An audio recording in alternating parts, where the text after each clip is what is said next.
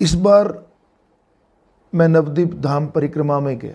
परिक्रमा के दौरान एक दिन हम लोग चांद काजी समाधि पे गए। वहाँ की एक अद्भुत बात आपसे मैं शेयर करना चाहूँगा। जब हम समाधि पे गए तो वहाँ ऑलरेडी समाधि पे कुछ देर तो बंद थी, पर जब वो समाधि खुली तो वहाँ पे ऑलरेडी रूपानुगा गौड़िया मठ के भक्तवृंद वहाँ पे बैठे थे। रूपानुगा गौड़िया मठ के भक्त पूज्यपाद सत्यव्रत बाबा जी महाराज जी के साथ आए थे। उनके अनुगत्य में वो वहाँ पे कथा कीर्तन कर रहे थे। जब हमारी परिक्रमा पार्टी वहाँ पहुँची तो हमारी परिक्रमा पार्टी को देख के उन्होंने भी वेलकम किया, और जिस वृक्ष के नीचे बैठ के हरि कथा होनी थी वहीं पे बैठ के दोनों पूज्यपाद विष्णु महाराज जी और सत्यव्रत बाबा जी ने मिल के कथा की। जब सत्यव्रत बाबा जी ने कथा आरंभ की तो उन्होंने क्या बोला, बड़ी हृदय को स्पर्श करने वाली बात थी। उन्होंने बोला महाराज जी से और भक्तों से कि महाराज जी, जब आपकी पार्टी एंटर कर रही थी चांद काजी समाधि पे, तो आपका जो पहले बैनर चला था ना, वहाँ बैनर पे पढ़ा मैंने श्री चैतन्य गौड़िया मठ, तो मेरा मन एकदम व्याकुल हो गया।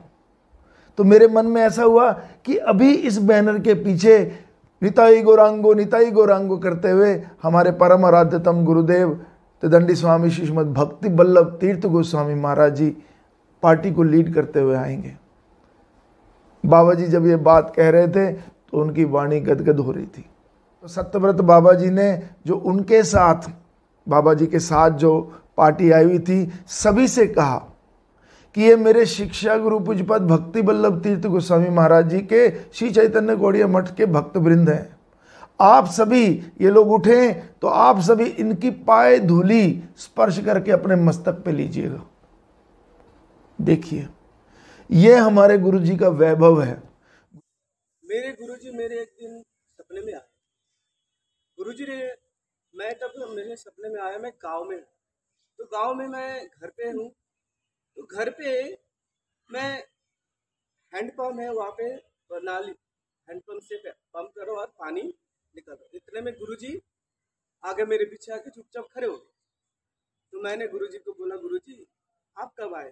बोलते मैं तो नहाने आया, तुम अगर पानी निकाल दोगे हैंडपम्प से तो मैं नहा लूँगा। तो मैं गुरुजी से बोला, ठीक है गुरुजी आप नहाओ, मैं आपको पानी निकाल देता हूँ। तो गुरुजी इतने खुश हो गए, नहा रहे हैं और नहाकर मुझे बोल रहे हैं अब मैं ये कपड़े कहाँ रखूँ? मैंने बोला गुरुजी आप अगर अनुमति दो मैं ये कपड़े धोकर सूखने के लिए दे सकता हूँ। गुरुजी बोले हाँ ठीक है।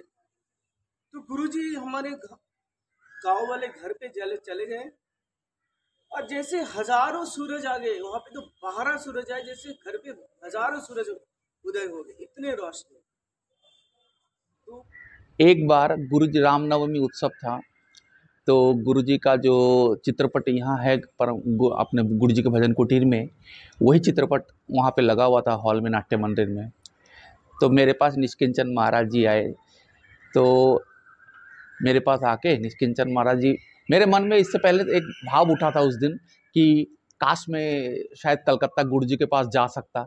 इस टाइम सब लोग गए रामनवमी उस टाइम, उस साल, आज से 10-12 साल 15 साल पहले का बात बोल रहा हूँ। तो मेरे पास निष्किंचन महाराज जी आए, तो आके मुझे पहले तो एक्सट्रीम लेफ्ट कॉर्नर में ले गए हॉल के। तो लेके जाके मेरे को महाराज जी बोल रहे हैं कि मुड़िया देख, मेरे कंधे पे हाथ रख के बोल रहे हैं, बोले मुड़िया देख तेरे को गुरुजी देख रहा है। तो फिर मुझे मिडिल पे लेके आए।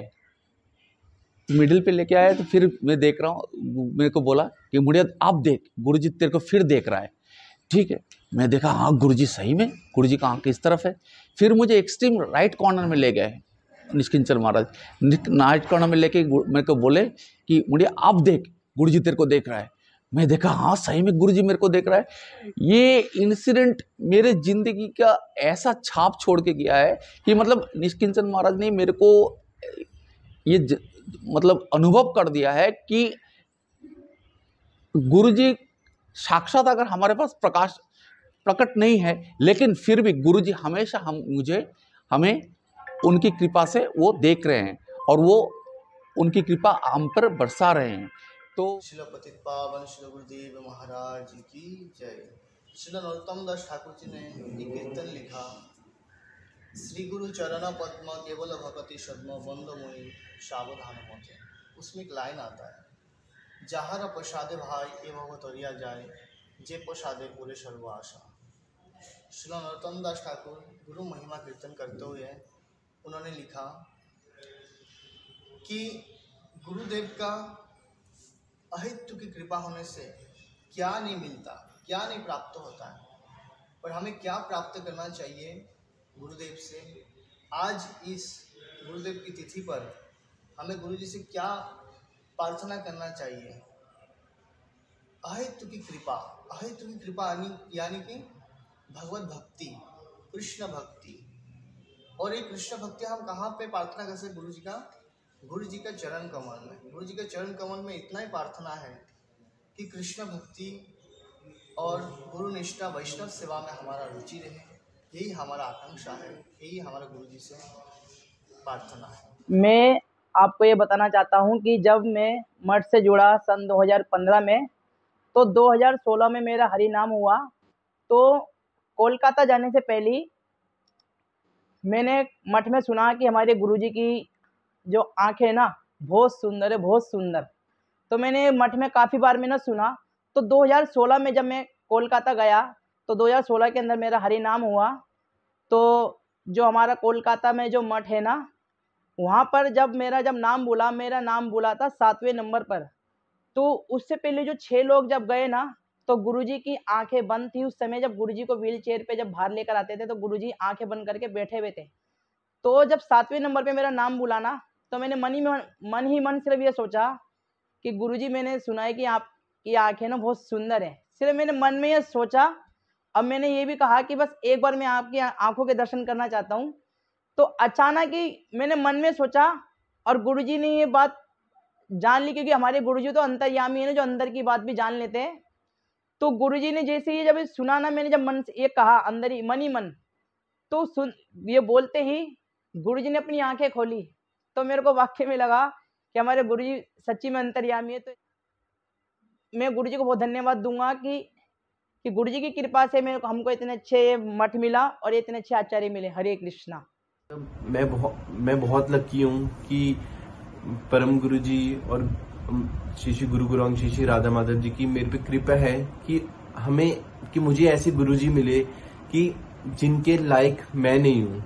मतलब मेरे में कोई क्वालिटीज नहीं कि मैं गुरु जी के शिष्य कहलाने लगूं, पर गुरु जी इतने कृपालु हैं कि उन्होंने मेरे को अपना चरणाश्रय दिया कि गुरु जी मेरा कल्याण कर सके। मैं जब दीक्षा का टाइम था, तो जब मेरी दीक्षा हुई तो मैं उसमें अंदर, जैसे मेरे को दीक्षा होगी, मैं अंदर गुरुजी के साथ खड़ा और मैं गुरुजी को ऐसे देखता। तो वहां पे एक इतना अच्छा इंसिडेंट होता है कि जब मैं गुरुजी को देखता हूँ तो गुरुजी ने ना ऐसे बेबी जैसे गुरुजी लेटे होते हैं, गुरुजी की आंखें खुली होती है। और मतलब इतनी गुरुजी की इतनी सुंदर आंखें थी, इतना अच्छा ब्लू कलर था, जैसे कि समुंदर जितना फॉरेन में जितना समुंदर ब्लू दिखाते हैं, वैसी गुरुजी की इतनी सुंदर आंखें थी कि कभी भूल ही नहीं सकता मैं कि गुरुजी ने इतनी मेरे पे कृपा की है कि मेरे को, मैं बस गुरुजी को ये कहना चाहूंगा कि गुरुजी कि आप बस मेरे को अपने चरणों से लगा रखना कि मैं आपकी सेवा कर पाऊं, मैं वैष्णव की सेवा कर पाऊं, मैं श्री गुरु श्री राधा माधव जी की सेवा कर पाऊं, कि बस मैं गुरुजी हमेशा मैं आपको याद रख पाऊं, कि मेरे को हमेशा आपके चरणों से लगा रहूं। गुरुजी मैं आपसे बस यही प्रार्थना करता हूं। गुरुजी जाने अनजाने मेरे से कुछ भी अपराध हुआ तो गुरुजी आप मुझे क्षमा करना और हमेशा मुझे अपनी सेवाएं देते रहना, गुरुवर्ग की सेवा देते रहना और राधा माधव जी की सेवा देते रहना। हरे